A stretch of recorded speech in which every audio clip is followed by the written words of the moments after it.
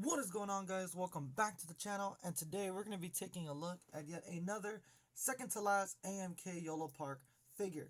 Now, as you can see, we are finally going to review Orion Pack's Cog-Less mode, and this is before he meets Alpha Trion in the caves, and of course, this is way before he gets the Matrix of Leadership from Primus when D16 does become Megatron. Now, as you can see as well, he does come with a jetpack and a T-Cog as well. Orion Packs, Cog-Less bot mode, and yet here we have him here on the left hand side of the packaging. Yolopark Transformers 1, and of course the characters and the robots themselves on top.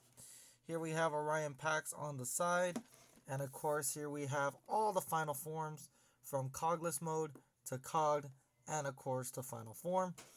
And here we have yet another instructions and yet a product preview of the character, and of course Orion Packs on the other side. So let's go ahead and jump on right into the video. As of course, as always, the boxes are the same, and yet we don't have to spend a lot of time on the packaging themselves. So like I did mention, this is the second to last character of the video. The second to last character before we wrap up the Cog-Less AMK Yolopark figures. If Orion would like to come out of the packaging, that would be amazing. We have yet again another set of instructions. And yet here we have Orion Pax himself. Now, like I've mentioned before, that these things are pretty easy to assemble. It takes less than at least 10 minutes, probably 5 minutes to build and to assemble.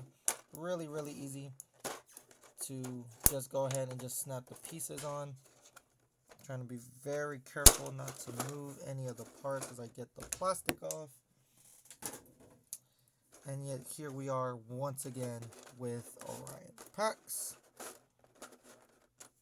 So let me go ahead and show you exactly how this thing is supposed to be assembled. Okay. So once again, same thing, very similar.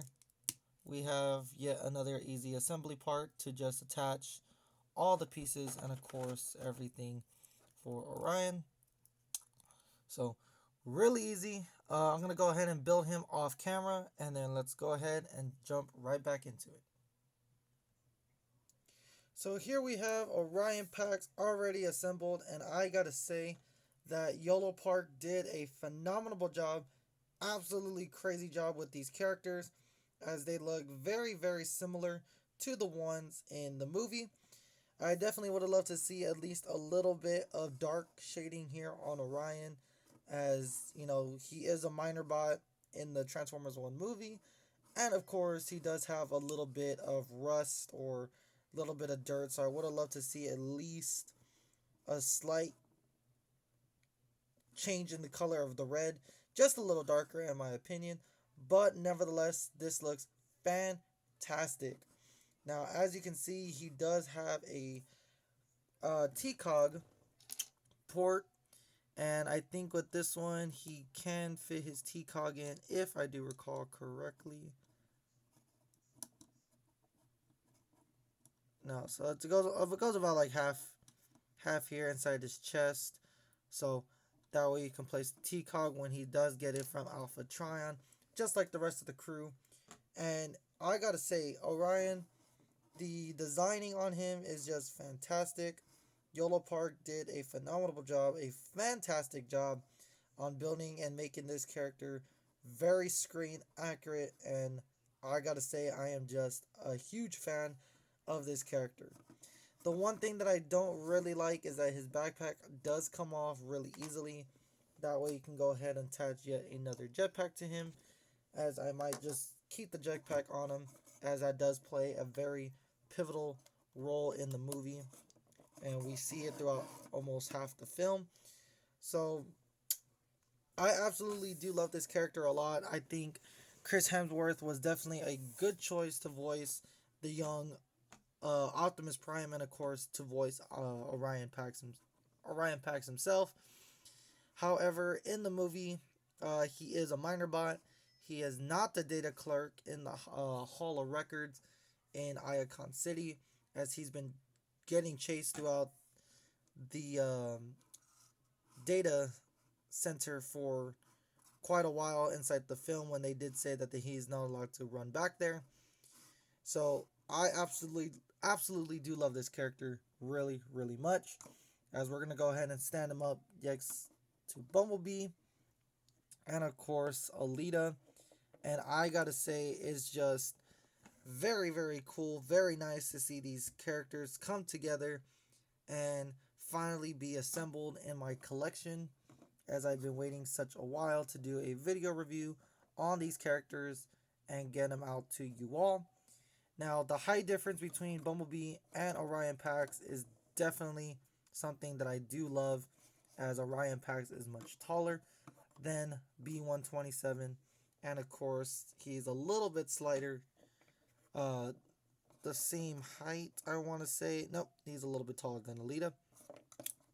So definitely do love that, and I cannot wait to have the entire gang once again assembled and out of the packaging, as we have one more figure tomorrow to showcase.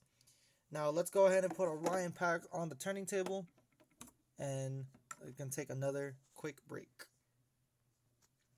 So here we have Orion Pax on the turning table, and here we can see more of his accessories and what he does come with. As you can see, he does come with 2 pointing fingers, 2 closed fists, and 2 open hands. And I gotta say that it is nice, a good combination to have each figure have their own set of hands instead of having all the same ones. So having Orion Pax with the pointing finger is definitely something that I do love a lot. And I gotta say, all in all, this figure is fantastic from head to toe. The colors are definitely the same as the movie, and I gotta give Yolopark a huge shout out for making these characters really do stand out and pop when it comes to the building apart, the outstanding work when it's already assembled and put together.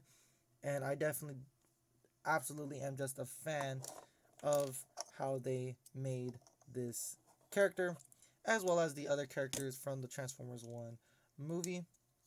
And we're going to go ahead and attach the jetpack onto his back. As you can see how clear as day it really looks, as the mining crew in Transformers 1 do use these a lot, since they don't transform and have limited options when it does come to transformation. I gotta say that the one thing that I do love the most is how well these figures are, and how great they are when it does come to assembling, how great it does when it comes to putting them in such an amazing poses, as they can do so much more than meets the eye. Now, with the entire crew coming onto the turning table here, you can definitely see how well they are put together and how well they stand out with each other. And I definitely do love how these characters really do stand out compared to the Blockies figures, in my opinion. These have more design, have more creativity, and not only that, they are more easier to stand out than the rest of the figures. Yolopark does an sensational and fantastic job when it does come to screen, and figures look so realistic and absolutely makes the characters more real and more vibrant to the atmosphere that they are in. So this is definitely a great start for my Transformers 1 collection, and I definitely am proud that we have one more character to go, and he is going to get revealed tomorrow, and that will wrap up the entire AMK Yolopark Cog-Less figures. So stay tuned for that tomorrow, and we will definitely go ahead and wrap up the AMK Yolopark Cog-Less Transformers 1 the Transformers 1 characters. So stay tuned for tomorrow, and as always, I will go ahead and catch y'all in the next video. Let me know down below in the comments what you think about the characters. Definitely do leave this video a thumbs up, And of course, as always, check out the official Instagram account for the channel. And as always, I will catch y'all in the next one. Peace out, guys.